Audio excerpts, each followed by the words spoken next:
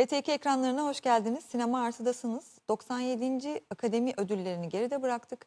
Bu senenin belki de en güçlü kategorisi animasyon idi ve benim de çok sevdiğim bir film aldı, Flow. Hepinize de tavsiye ediyorum, mutlaka gidin.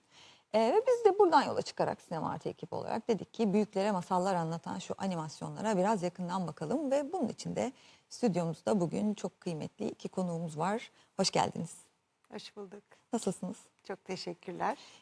Biz sohbetimizde derinleşeceğiz ama daha doğrusu daha başlamadan neden derinleşiyorsak önce bir başlarız, sonra derinleşiriz. Ama önce tabii her zamanki gibi bir vizyona bakmamız gerekecek. Sonra sohbetimize başlayacağız. Evet, şimdi bir vizyon turuna çıkıyoruz. Sonra Oscar ödüllerine şöyle bir göz atıyoruz ve devamında sohbetimize başlıyoruz.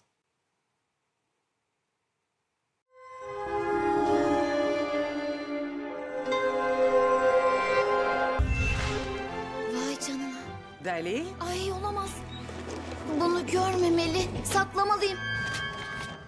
Arjantinli yönetmen David Bisbon'un yeni filmi Dahlia ve Kırmızı Kitap, büyülü gerçekçilikle fantastik unsurları harmanlayan etkileyici bir yapım olarak izleyici karşısında. Sonunda hikaye işlemeye başladı.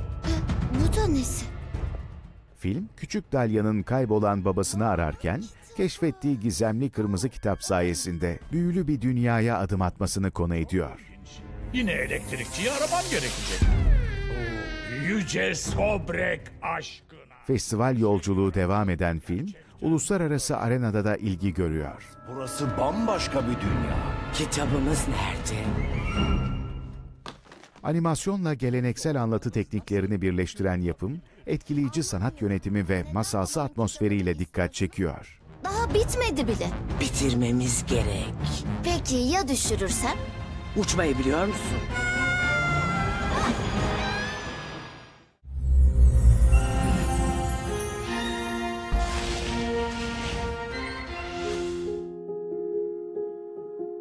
Los Angeles'taki Dolby Theatre'da düzenlenen 97. Akademi Ödülleri görkemli bir törenle sahiplerini buldu. Conan O'Brien'in sunuculuğunu üstlendiği gecede hem sürprizler yaşandı hem de favori gösterilen isimler ve filmler ödüllerine kavuştu. 23 kategoride ödüllerin dağıtıldığı törende ayrıca Los Angeles'ta meydana gelen son yangınların kahramanları ve mağdurları anıldı. Sinema dünyasının en prestijli ödülleri olarak kabul edilen Oscar ödülleri, en iyi film kategorisinde kazanan Shane Becker'ın yönetmenliğini üstlendiği Anora oldu. Toplumsal hikayelere ve gerçekçi anlatım diline olan hakimiyetiyle sinema dünyasında adından sıkça söz ettiren yönetmen Shane Becker ise en iyi yönetmen ödülüne layık görüldü.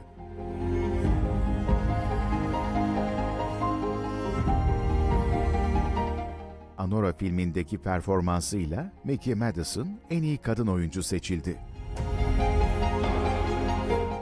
Adrien Brody, The Brutalist filmindeki performansıyla en iyi erkek oyuncu ödülünü kazandı.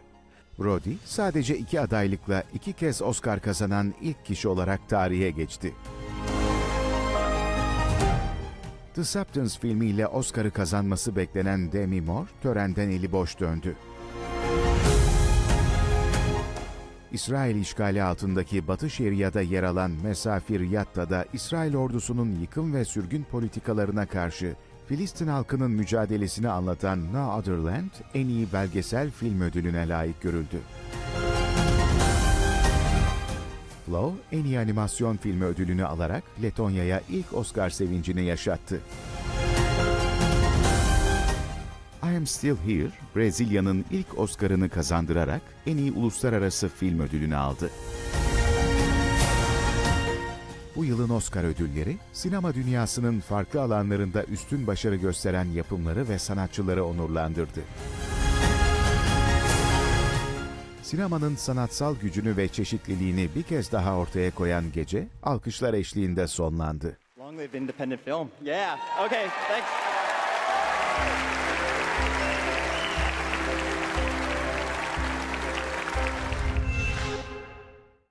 Evet, Oscar ödüllerine de şöyle bir göz attık ve Flow filminin aldığı ödülle mutlu olduk. Ben filmi çok sevdim hocam. Bilmiyorum siz nasıl Çok değerlendiriyorsunuz ama Ve 2 kızımla izlemeye gittim. Çok güzel. 2 kızım da çok sevdiler. Bu da ilginç bir sonuç bence. Çünkü hiç diyalogsuz bir filmdi ve uzundu ve epey de felsefik diyebiliriz.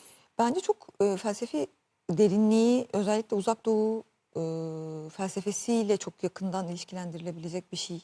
Ben gerçekten hani diyalogsuz bir filmin bu kadar çocukları etkileyebilmesine çok şaşırdım. Bir yetişkin olarak benim bu kadar etkilenmeme de çok şaşırdım. Siz Bahçeşehir Üniversitesi Çizgi Film ve Animasyon Departmanı'nın bölüm başkanısınız. Şimdi çizgi film demiyoruz buna, değil mi? Mesela Flow'a animasyon diyoruz. Önce bir o farkı bize bir açıklarsanız çok... Birazcık daha geleneksel yöntemlerle yapılan aslında animasyon bir şey gibi düşünebiliriz. Bir şemsiye ifade. İçinde çok şey barındırıyor. Mesela Onun stop içine- motion buna giriyor mu? Tabii Giriyor mu? ki görsel efekt de giriyor ki aslında animasyonla ilişkisi çok düşünülmeyen, bilinmeyen bir alan olmasına rağmen ama daha geleneksel yöntemlerle yapılan animasyon türüne çizilerek yapılan ya da kare kare diyebileceğimiz animasyon türü daha çizgi film gibi adlandırılabilir. Ama artık hani bu sınırlar da o kadar flu hale ki, değil mi? geldi ki zira artık hibrit ya da melez yöntemler dediğimiz bir filmin içinde hem geleneksel oluyor, işte 3 boyutlu oluyor, 2 boyutlu gibi görülen 3 boyut, hatta 2,5 boyut gibi yani çok stop motion dediğiniz stop motion gibi ya da durdur oynat animasyon dediğimiz yöntem gibi görünen ama aslında 3 boyutlu olanlar var. Rotoskopi dediğimiz yöntem var, yine çok sık karşımıza çıkan. Yani bütün bu melezlik içinde animasyon aslında çok sınırsız, sınırları çok belirsiz.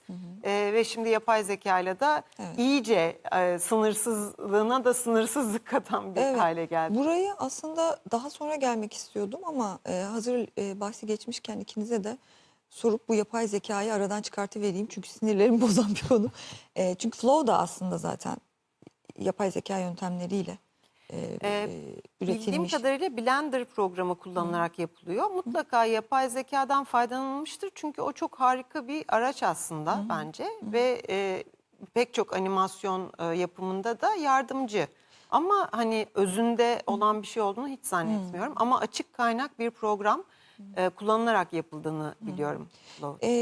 Bu yapay zeka özellikle sanki animasyonla çok iyi bir eş olacakmış gibi, hani sinema, çünkü sinema ile ilgili bir iddiası var yapay zeka tool'larının, ama sanki en çok animasyonda işe yararmış gibi geliyor bana. Sen ne dersin Koray? Animasyonda tabii uygulaması daha kolay olabilir. Şu anki tabii yapay zeka teknolojisiyle alakalı konuşuyorum. İlla ki hani filme de yani aşırı gerçekçi bir sonuç da ortaya çıkan ya da çıkması gereken şeylerde de çok fazla kullanılacaktır. Ama şu anda tabii animasyonda hocamın da dediği gibi çok fazla değişik alan var. Çok fazla değişik parçalar üretiliyor. İşte arka planlar, karakterler vesaire. Bunların böyle ayrı ayrı üretilmesinde çok faydası var şu anda. Ve daha sonra bunların bir araya getirilmesi, yani kompozitleme dediğimiz kısmı iyi bir şekilde yapabilirseniz gerçekten şu an oldukça faydalı bir şekilde kullanılabiliyor. Yani sıfırdan üretmekten ziyade daha parçaları üretip hani birisinin bir araya getirmesi gibi.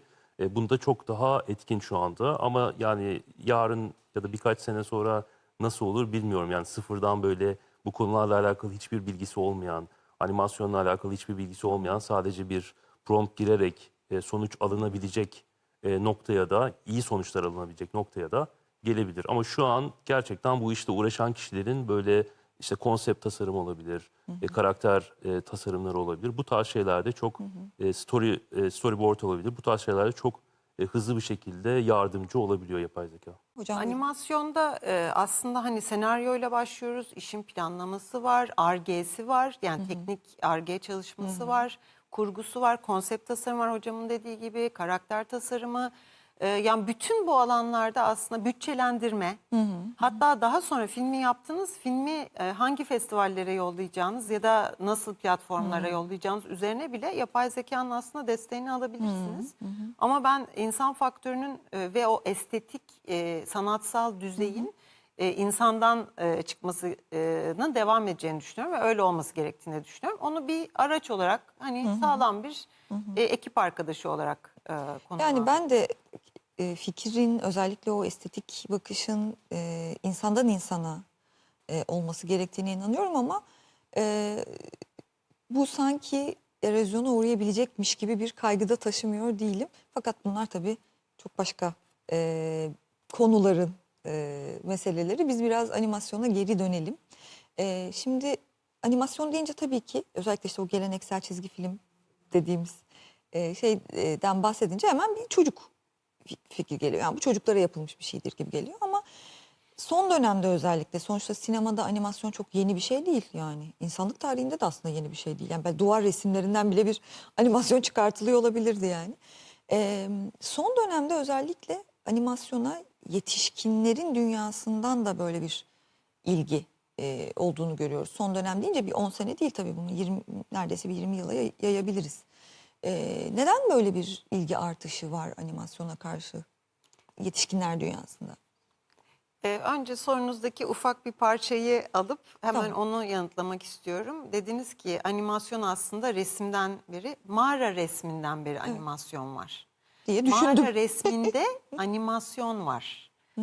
Hayvanların hareketini gördüğümüz, bacaklarının böyle saniye saniye duruşlarını resmettiklerini gördüğümüz müthiş işte şeyler var. Hani elimizde Hareketin veriler resmedilmesi var Aynen yani. ve nasıl yakalamışlar onu? Fotoğraf makinesinin olmadığı bir dönemde Tabii. nasıl yakalamışlar, nasıl bir gözlem yapmışlar ki aktarmışlar. Gerçekten akıllara durgunluk veren. Animasyon daha mağara resminden itibaren var. Hani önce bir onu söyleyelim. İkinci olarak da animasyon sinemanın çıkış noktası. Çünkü animasyon tarihine baktığınız zaman ilk çekilen filmler, ilk hareketin yakalanması ve ardışık şekilde oynatılması aslında rotoskopi yöntemiyle, yani karelerin üzerinden, fotoğraf karelerinin üzerinden resmedilip oynatılarak yakalanması ve insanların aslında hareketi animasyon rotoskopik olarak görmesiyle başlıyor. Ve İlk gösterimler yetişkinlere yapılıyor. Çünkü bu bir eğlence, topluluk halinde eğlenme ve daha sonra da ticari bir değer ya da ticari bir meta diyelim. Bu gösterilere bilet alarak girip izleyen insanlar toplu şekilde. Ama kesinlikle yetişkin, hem içerik olarak hem de izleyici kitlesi olarak ve daha sonra aile. Yani animasyon aslında bir yetişkin eğlencesi olarak ya da genel izleyici eğlencesi olarak başlıyor. Ama daha sonra 1930'lu yıllarda özellikle Hollywood'daki stüdyolarla ve Disney gibi çok sağlam stüdyoların varlığıyla diziler ve ticari ve çocuklara yönelik ve daha sonra da ticari ürünler, oyuncaklar, bugün artık çok alıştığımız metalara dönüşerek aslında birazcık daha çocuk eğlencesi gibi görülüyor. Ama ben her zaman animasyonu seven, izleyen ve üreten bir insan olarak hep oradaydım. Bir yetişkin olarak hep oradaydım. Ben buradaydım, siz yeni geldiniz diyorsunuz galiba. Yani sen nasıl değerlendiriyorsun bu hani süreci? Sence bir artış oldu mu ilgide? Olduysa neden? Aslında bu biraz algıyla da alakalı, yani seyirci algısıyla da alakalı olduğunu ben düşünüyorum. Çünkü yani ilk korku filminin işte Lumière'ler Ring ilk gösteriminde trenin gara girişi olduğunu düşünürsek, yani öyle bir algıdan sonuçta günümüzdeki sosyal medya dünyasına, internet dünyasına geldik.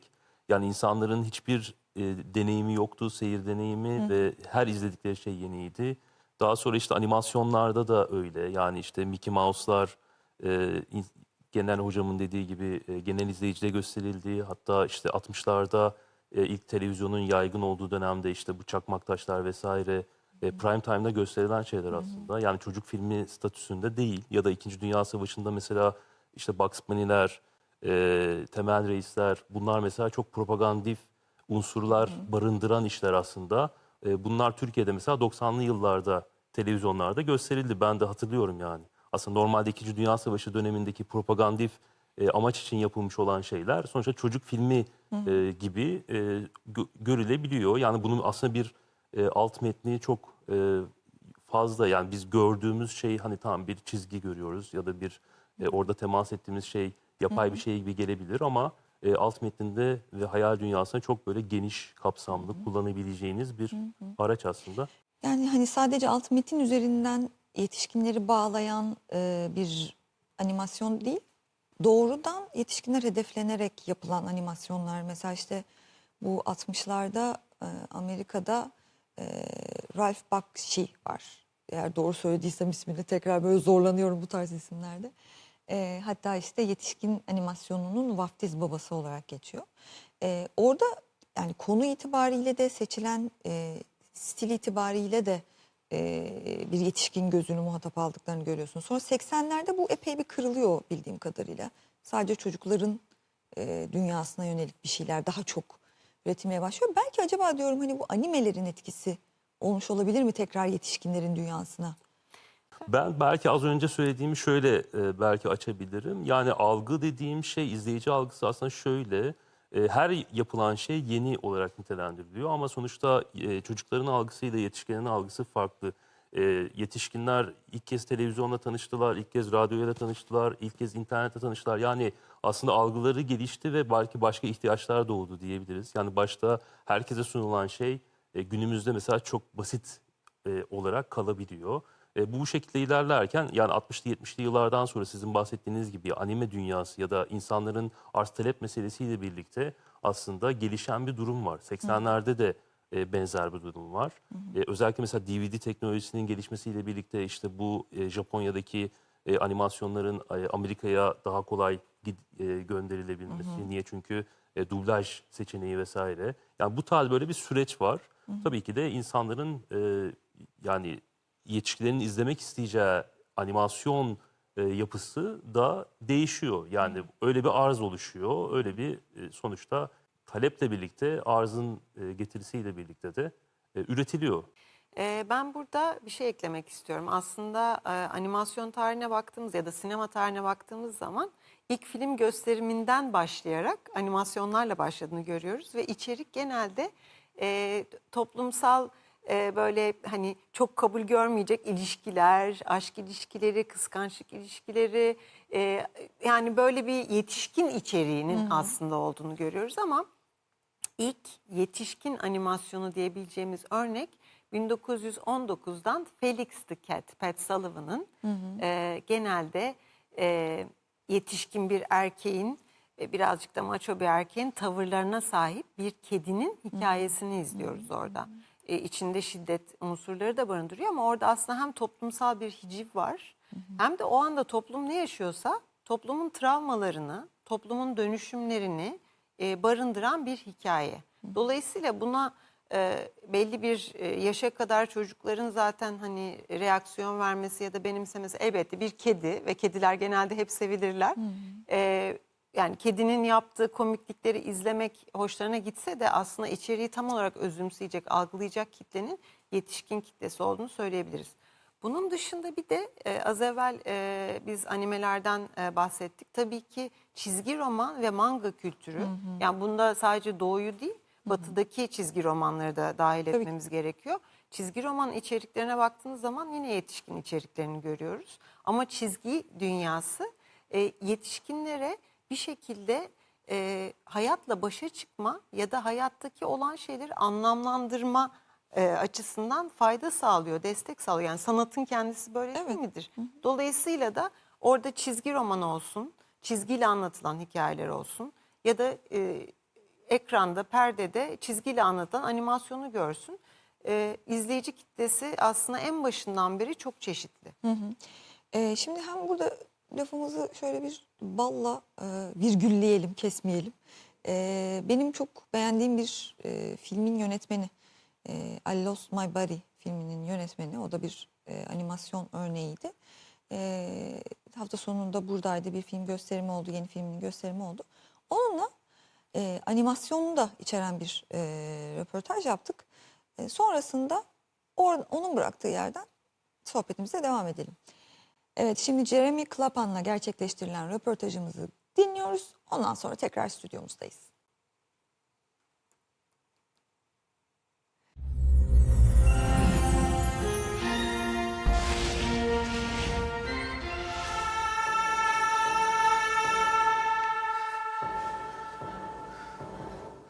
Ödüllü Fransız yönetmen Jeremy Clapin, yeni filmi bu sırada dünyada özel gösterimiyle İstanbullu seyircinin karşısındaydı. En échange, je dois faire disparaître 4 personnes.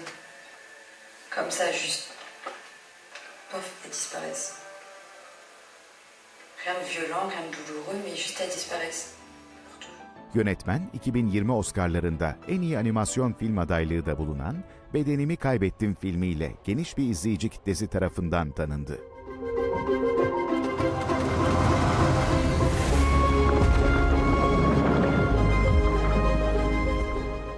Bu kez Clapin'in yeni filmi bu sırada dünyada İstanbul'daki Fransız Kültür Merkezi'nde özel bir gösterimde izleyicileriyle buluştu.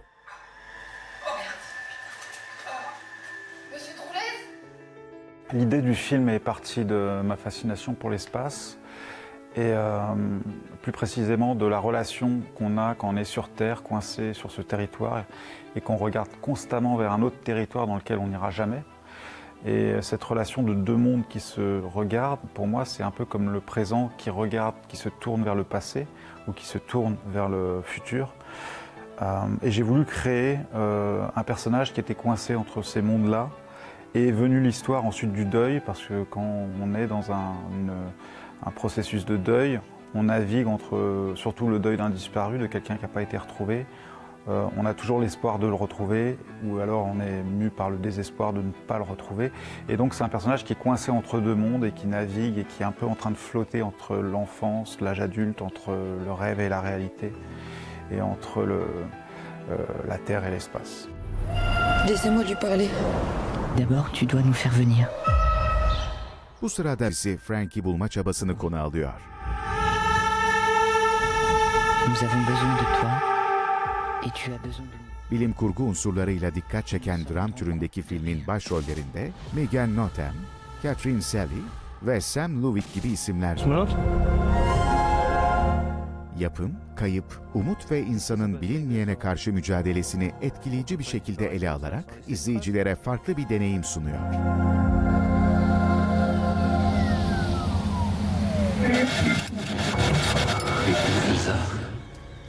Jeremy Clapin, animasyon sinemasına getirdiği benzersiz bakış açısıyla tanınan bir isim.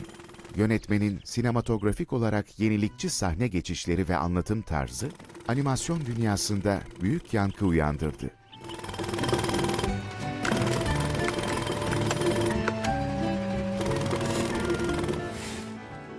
Je pense que c'est la façon dont on fait des films nous dépasse un peu, c'est-à-dire que j'essaye à chaque fois de faire des projets différents qui me permettent aussi de rechercher des techniques différentes aussi, mais des manières de raconter différentes, mais on est souvent rattrapé par sa propre sensibilité, donc forcément il y a des choses qui sont similaires à travers ces films. J'essaye, en tout cas moi, toujours de laisser de la place au spectateur dans mes films, c'est-à-dire qu'il y a suffisamment de mystère et pour que le spectateur qui est devant son écran puisse rentrer dans ce film-là et observer le film depuis son parcours personnel à lui. Et donc j'aime bien ces films-là qui nous amènent aussi à l'intérieur de nous-mêmes une fois qu'on les a vus, où la personne, notre voisin qui a vu le même film ne l'a pas vu tout à fait de la même manière. Et ce n'est pas un film qui est digéré pour tout le monde de la même manière, c'est vraiment un film qui va convoquer peut-être des histoires qu'on a de manière plus personnelle en nous et qui font que l'expérience du film va être différente en fonction d'un tel ou d'un tel. C'est ça que j'aime bien. Est-ce que tu crois au destin? Clapin'in büyük bir çıkış yakaladığı Bedenimi Kaybettim filmi, 2020'deki Oscar adaylığının yanı sıra 2019 yılında gerçekleştirilen Cannes Film Festivali'nde de Nespresso Büyük Ödülünü kazanarak bu kategoride ödül alan ilk animasyon oldu. Un truc comme quoi? Un truc improvisé, que tu devrais pas faire, que tu aurais pas dû faire, mais... Je crois que ce qui peut unir un peu les films sur lesquels je travaille, c'est cet équilibre entre ce qui est fantastique et réaliste. Et j'essaye toujours d'amener un petit élément fantastique qui bouscule la réalité, qui donne en fait, qui permet de voir des éléments qui sont d'ordinaire invisibles et de les révéler grâce à cet élément fantastique. Donc il y a toujours, moi j'aime bien les livres de Murakami, cette littérature-là qui amène le fantastique de manière assez fluide, sans l'opposer à la réalité, mais en mélangeant et en finalement en permettant de découvrir la réalité autrement. C'est ça mon intérêt dans l'utilisation. Jeremy Kilapa'nın sinema anlayışı sadece olayları anlatmak değil, izleyicinin hissetmesini sağlamak üzerine kurulu.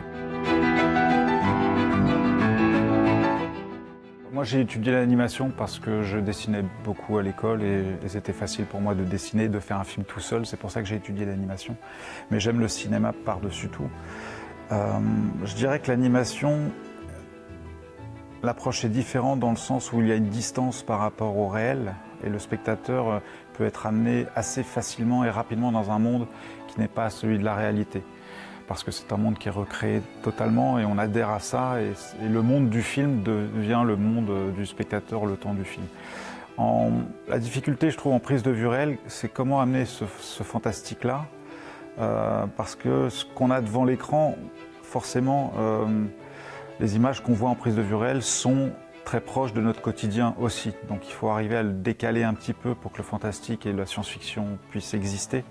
Il faut travailler la couleur, le cadre, le son, et tous les outils du cinéma sont utiles pour rendre l'expérience vraiment une expérience de science-fiction, de cinéma fantastique. Mais je crois que les deux sont possibles aussi bien en animation, en prise de vue réelle, cet équilibre entre le fantastique, la poésie et tout ça. Je pense que en animation on peut tout faire et je dirais qu'en live action aussi on peut tout faire. Il n'y a pas de limite. Tekrar stüdyomuzdayız ve Nazlı, Eda Noyan ve Koray Sevindi ile sohbetimize kaldığımız yerden devam ediyoruz. Animasyon anlatıya hem biçimsel hem içeriksel olarak neler katıyor? Nasıl büküyor ya da işte nasıl zenginleştiriyor sizce? Hocam siz başlayın. Önce hanımlar. Bir kere animasyon ifade edilemeyeni, yani gerçekte kamerayla belki yakalayamayacağımız kadar soyut şeyleri ifade etmemize olanak sağlıyor. Bir de biraz daha belki abartmamıza ya da farklı açılardan, farklı şekillerde daha vurucu şekillerde ifade etmemize olanak sağlıyor. Bunu çizgiyle yapıyor elbette ya da efektlerle yapıyor. Ama onun dışında çok farklı teknikler de kullanılıyor biliyorsunuz. Animasyonun teknik sınırı zaten yok. Her şey, yani ister cansız nesneleri hareketlendirerek yapın, ister insanları, mesela pikselasyon diye bir teknik var. İnsanları stop motion gibi hareket ettirerek yapılan bir teknik. Çok farklı tekniklerle bunu yapıyor. Bir de ses unsuru da var. Mesela animasyonda az evvel bahsettiğiniz Lost My Body filminin mesela hem ses tasarımı hem de müzikleri çok etkileyici. Ve Jeremy Clapper'in de bahsettiği bir konu olduğu için özellikle altını çizmek istedim. Animasyon bunu görsellikle yaptığı kadar ses tasarımı ve ses dünyasıyla da, müzik dünyasıyla da yapıyor. Zaten pek çok animasyonda müzikal unsurlar da görüyoruz. Ve bu sene Oscar'larda da gördük müzikal filmlerin yükselişini. Evet, evet. Animasyonlarda da çok fazla müzikal unsur var. Yani biraz olağanüstü, gerçeğin çok dışında, çok fantastik bir evrene hakikaten bizi sokuyor. Çok gerçekçi animasyonlar da var. Mesela Love, Death, Robots diye bir seri var. Gerçek filmden ayırt edemeyeceğiniz kadar. Bu animasyon mu yoksa gerçekten hani reel görüntülerin olduğu bir film mi dedirtecek kadar. Ama bu bir ifade zenginliği ve yani olanakların sınırsızlığıyla tanımlanabilecek galiba. Sen ne dersin Koray? Yani animasyonda tabii ben kendi yaptığım projeler üzerinden de düşünürsem daha yapması zor olan ya da hayal etmesi ya da gerçek görüntüyü de kamerayla çekmesi zor olan şeyleri yapmayı tercih eden biri oldum bu zamana kadar. Bunun nedeni aslında anlaşılabiliyor yani. Sonuçta animasyon kendi başınıza da yapabileceğiniz bir şey. Bir ekiple tabii ki de yani bir görüntü yönetmeni, sanat yönetmeni ya da belki onlarca kişiyle birlikte bir film yapıyorsunuz ama animasyonda tabii ki de çok zor. Bir kişinin bir animasyon film yapması ama böyle dünyada da pek çok örnek var. Bunu da mümkün kılabilen bir şey. Öyle olduğu için aslında sınırınız çok fazla yok. Bu çok büyük bir avantaj animasyonda. Bu nedenle ben biraz daha böyle bu hani yapay zekanın getirdiği oraya da tekrar bağlamış olayım. Ben bunun biraz hani daha böyle demokratikleştireceğini düşünüyorum biraz aslında. Animasyon meselesi çünkü belli bir zümrenin ya da belli bir kesimin yani ağırlıkta olduğu bir şey olmaktan çıkıp artık belki de hiç tecrübesi olmayan, animasyonla alakalı bilgisi olmayan birilerinin de üretebileceği bir konuma gelebilecek bence. Öyle bir durum var. Bunu tabii ki de biz animasyonla ilgilenen ve bununla alakalı hem eğitim veren hem de hala öğrenci olan kişiler olarak pek istemiyoruz ama bence böyle bir durum olacak. Ya ben herhangi bir şeyin demokratikleşmesiyle ilgili bir sorun yaşamıyorum. Bunu destekliyorum ama bence orada gözden kaçırdığımız başka bir şey var. Onu programdan sonra konuşalım. Ben sermaye sahiplerinin işin içinde olduğu hiçbir denklemde demokratikleşmenin gerçekleşeceğine inanmıyorum yani. İlerleyişi de öyle görünüyor. Ben de dijital kameralar, özellikle cep telefonlarında da kameraların ve uygulamaların, fotoğraf uygulamaların artmasıyla hani çok güzel fotoğraflar çeken insan sayısı tabii ki arttı. Herkesin elinde artık bu imkanlar vardı ama hala da gerçekten iyi fotoğraf ayırt edilebiliyor. Yani herkesin elinde kalem var diye nasıl yazar olamayacaksa, herkesin elinde fotoğraf makinesi var diye herkes harika fotoğrafçı olamayacaksa, herkesin elinde yapay zeka ve onun araç gereçleri var diye herkes de iyi sanatçı olamayacak. Yani bu ayrışma yine olacak. Ama ortalık birazcık toz duman olacak. Çok fazla gereksiz üretim de olacak. Ama iyiler mutlaka ayrışacak. Yani bir elek olacak, eninde sonunda olacak. Bu animasyonun imkanları ile ilgili sizin söylediğiniz üzerinden bir ekleme yapmak istiyorum müsaade olursa. Hani sadece biçimsel bir şeyden bahsetmiyoruz. Aslında animasyonun yani o medium'un kendisinin algıyı şekillendirmesi ve adeta aslında bir masal dünyasına sokuyormuş durumu var. Bunun gibi mesela çok beğendiğim bir örnek var. Bu da sanırım animasyona giriyor. Bu Vincent van Gogh'un hayatını anlatan ve her bir karesini yani canlı çekip sonra yağlı boyaya. Binlerce yağlı boya tablo. Evet, binlerce sonradan bir diğer filmleri köylüleri de aynı şekilde yaptılar ama bence mesela bir ressamın filminin bu şekilde yapılıyor olması ayrıca biçim ve içeriğin örtüşmesi anlamında başka bir hikaye anlatıyor, tatlı bir hikaye anlatıyor. Fakat çılgınca bir proje sanırım, yıllara yayılmış bir şey öyle değil mi? Evet, tam sayısını hatırlamamakla birlikte İstanbul'da da ağırladık sanat yönetmenlerinden biri. Loving Vincent filmi. Bir stadyum kadar büyük bir kapalı mekanda binlerce kanvasın üzerinde çalışan yüzlerce sanatçı tek tek o kareleri yağlı boya şeklinde boyamışlar.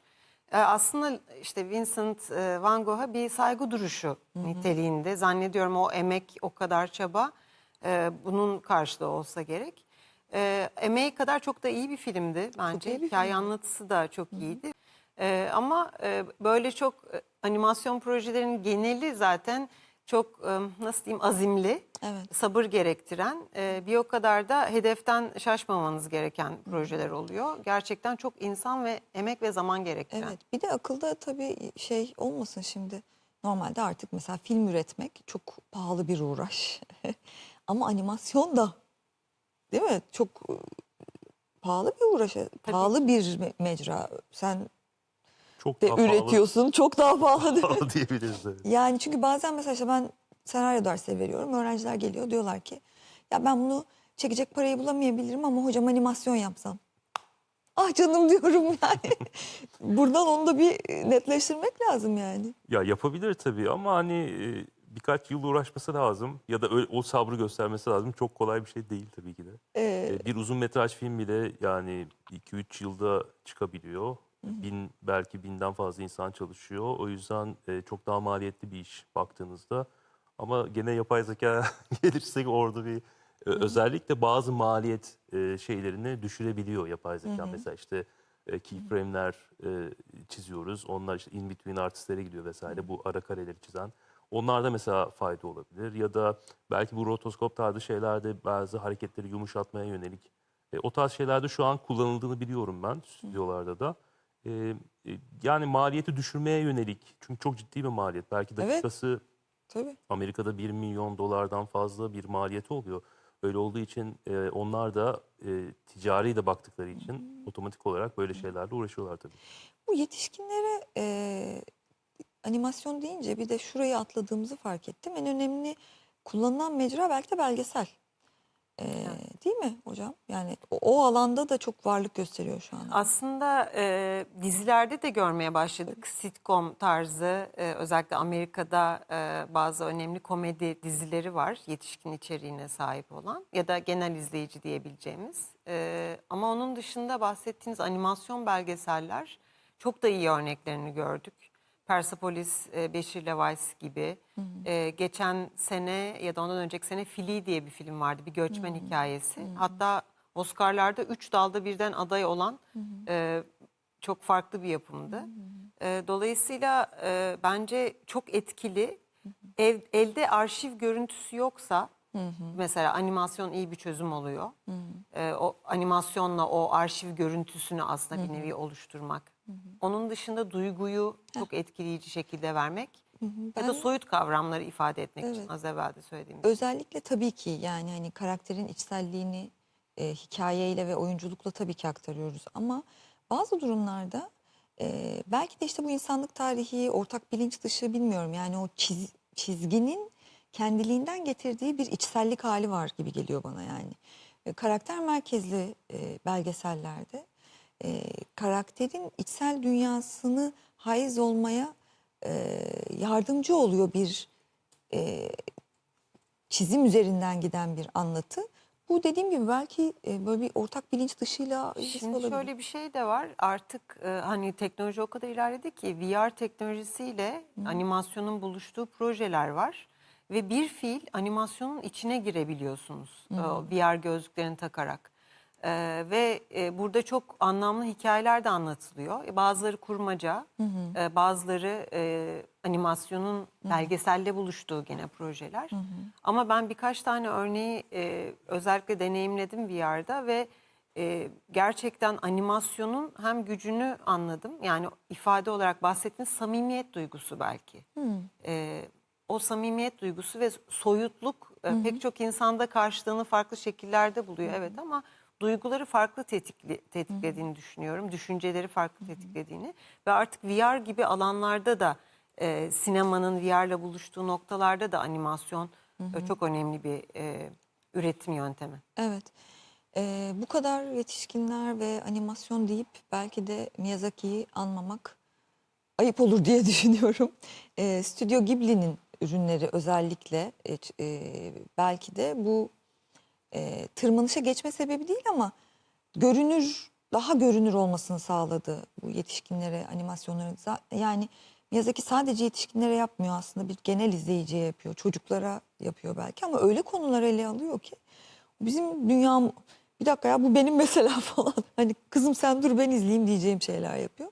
Miyazaki gibi böyle örnekleri hem animasyon tarihinde nereye yerleştiriyorsunuz hem siz nasıl değerlendiriyorsunuz? Ben yine kızlarımdan bahsetmeden Ben de duramıyorum açıkçası. Çünkü Miyazaki'yi birlikte izlediğim zaman kızlarımla bayağı da uzun yapımlar ve içinde şiddet unsurları Tabii. da oluyor tabii ki. Doğa. Korkutucu unsurlar Evet. da var yani. Bir kere mesela Miyazaki'yi özel yapan konulardan biri doğayı çok merkezde konumlandırıyor. Kadın karakterler çok merkezde, çok güçlü kadın karakterler ve insanın hayatında olan her şey var. Bunun içine şiddet de dahil. Ama kızlarımla izlediğimde ben belki çok farklı bir şey okuyorum orada. Çocuklar çok farklı şeyler okuyorlar ve ona da hitap ediyor, onlara da hitap ediyor, bize de hitap ediyor. Zaten hani sanatın evrensel ya da sanatçının başarısı diyeyim, evrenselliği yakalaması, yaşları kapsayacak şekilde, kültürleri kapsayacak şekilde burada. Ben mesela Prenses Kaguya'yı da çok severim.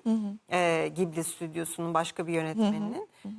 O da sert bir hikayeye, acı bir hikayeyi aslında müthiş duygusal ve ders verir gibi değil. Özdeşlik kurabileceğiniz, anlayabileceğiniz, empati yapabileceğiniz bir noktada veriyor. Böyle aslında epey örnek var. Artık hani bu anlamda hocam da demin söyledi. Hani imkanlar genişledikçe aslında üretim de arttı. Sadece benim kaygım bu kadar güzel üretimlerin arada kaybolmaması. Çünkü iyi işler var ama biz onlara nereden ulaşacağız? Onları nasıl görünür kılacağız noktası O hala ciddi bir birazcık. sıkıntı. Yani çünkü orada da dağıtım meselesi işin içine giriyor. Dağıtımcının gatekeeper olması meseleleri falan filan işin içine giriyor. Senin Miyazaki ile tanışıklığın ya da Stüdyo Ghibli animasyonlarına Yani Miyazaki özelinde ben hiç de tabii sevmiyorum desene mesela. Böyle de bir şok.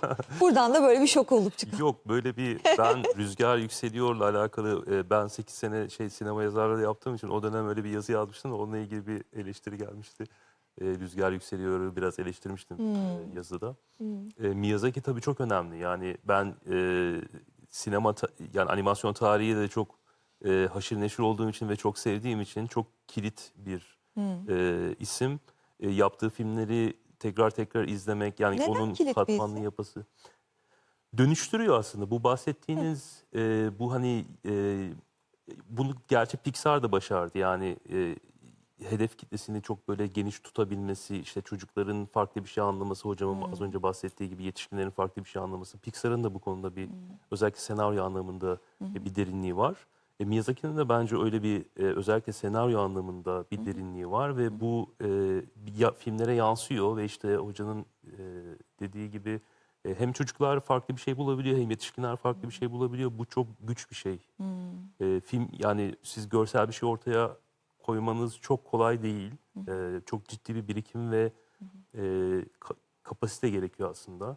Yani senaryo da çok önemli olması gerekiyor. Miyazaki'nin bence yani çizgiler, hani o karakterlerin dünyası, bize sunduğu şeylerden önce Hikayesi. senaryoları, hikayeleri çok iyi. Bunun getirisiyle birlikte animasyonu üzerine inşa ettiği için de çok yani kalıcı olabiliyor yaptığı eserler. Pixar'dan farklı olarak belki yani mesela Pixar bence çocukların dünyasına yetişkinleri çeken filmler ortaya koyuyor. Ama mesela bence Miyazaki daha ziyade çocukları yetişkinlerin dünyasına dahil ediyormuş gibi geliyor. Çok ilginç bir saptama yaptınız. Yani Evet. çünkü hani ele aldığı konulara bakıyorum, yani içinde ölüm var, kayıp var ve bunlarla korkusuzca yüzleşen de karakterler var. İşte şiddet var mesela, değil mi? Biz çocukları genelde sakındırırız bundan falan. Olduğu gibi çocukları o yetişkinlerin dünyasına geçişini belki Dürüst kolaylaştırıyor. bir şekilde, evet, dürüst Yani. ve samimi bir şekilde bunu anlatıyor. Bir de Miyazaki dışında yine bir alan diyeceğim ama yetişkin animasyonu en çok gördüğümüz alanlardan biri kısa filmler. Onlar daha cesur ve hocamın bahsettiği o tek başına yapılabilen yapımlar oluyorlar. Hem cesurlar hem içerikleri çok zengin hem teknik açıdan bir sürü deneysel yanları var ve çok ileriye taşıyorlar animasyonu. Zaten uzun metraj film çeken ya da yapan, animasyon yapan insanların çoğunun başlangıç noktası kısalardır. Orada bir denerler, kendilerini ispat ederler. Biraz güçlenirler. Ondan sonra uzun metraj yolculuğuna çıkarlar. Kısa metrajda ülkemizde de yurt dışında da Doğu Avrupa'da da İran, Irak'ta da ki dün zannediyorum en iyi kısa animasyon Oscar'ını bir İran yapımı aldık. Animasyonun çok geliştiği bir yer. Ve içerikleri açısından baktığınızda hikayeleri son derece çeşitli. Dolayısıyla kısa film de müthiş bir aslında alan. Evet, katılıyorum. Bir de tabii şöyle bir şey de var değil mi artık? Yani siz de çok sıklıkla bahsettiniz. Bir hibritleşme durumu söz konusu. Yani animasyon başlayıp animasyon gitmiyor. Animasyon geldik dünyaya, animasyon gideceğiz diye bir şey olmuyor. İşte mesela bazen live action'ın içine animasyon karışabiliyor. Ama böyle bir hibritleşme de söz konusu, melezleşme de söz konusu. Jeremy Krappen'in en son filmi öyle mesela. O da arada animasyonların olduğu bir live action çekmiş. Ama haklısınız artık. Bir de niye? Çünkü biz sanatçılar arayış halindeyiz. Evet. Ve o arayışta bazen yolumuz evet belki real aktörlerle sette çekilmiş bir şey. Belki yeşilde çekilmiş bir sahne. Belki animasyon, hani niye özgür olmayalım? Bu kadar elimizde malzeme varken niye değerlendirelim? Niye sınırları birbirine? Evet, Çünkü yani- zaten bunları birbirinden bir anlatıyla yani ortaya ortak bir anlatı koyduğunda birleştirebileceğim bir şeyi ayırmanın. Burada en temelde olan şey hikaye anlatmak. Evet. Yani çevremize baktığımızda biz de şu anda burada hikaye anlatıyoruz. Sokağa çıkın, herkes birbirine hikaye anlatıyor. Biz hikayeleri seviyoruz. Hem anlatmayı seviyoruz hem dinlemeyi seviyoruz. Ama orada orijinallik, farklı ifadeler belki dikkat çekiyor. Ya da Biçimsel kendi- tercihler. Evet, o da ve hikayeyi anlatma yöntemlerini denemek için bu kadar malzemeniz varken niye kullanmayasın? Niye oynamayalım değil mi hocam? Biraz oyun gibi bakıyorum ben buna. Oyun oynamayı çok sevdiğim için. Herhalde de çocukken oynayamadıysam sinema güzel bir oyun alanı esasen diye düşünüyorum. Kesinlikle. Sen ne dersin? Bence de öyle. Senin çalışmalarında var mı böyle hibrit yoksa tek animasyon mu? Ben ilk Kültür Bakanlığı'na başvurduğumda animasyonla alakalı çok bilgim yoktu.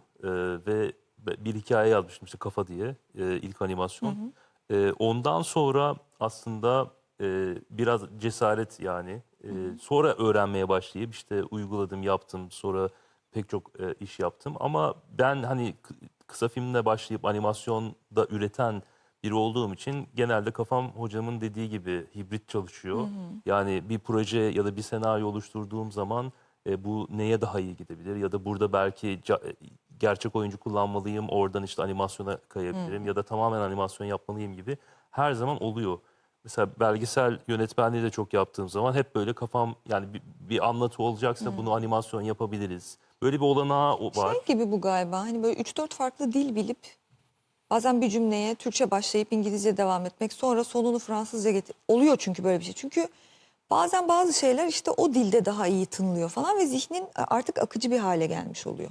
Yani elinin altında bu kadar çok araç olunca. Biraz belki Güzel. pardon hocam, Çok pardon. kontrol etmeyi de seviyor olabiliriz. Hani oyuncuları kendimiz yaratalım, seti biz yaratalım, her şeyi biz yaratalım dürtüsü de olabilir. Oo, belki. olabilir Ya vallahi. oyuncu yönetmek zaten yönetmenliğin en zor şeyi. O Evet, yüzden hiç kesinlikle. kendi yönettiğimiz, kendi Yönetmenliğin- yaptığımız kuklaları yönetmek ya da işte karakterleri yönetmek daha kolay oluyor tabii. Bak şimdi buradan çok büyük bir iddia çıktı. Bir de son İstanbul Animasyon Platformu. Doğru mu? Animist İstanbul Animasyon Platformu. Ne yapıyorsunuz orada?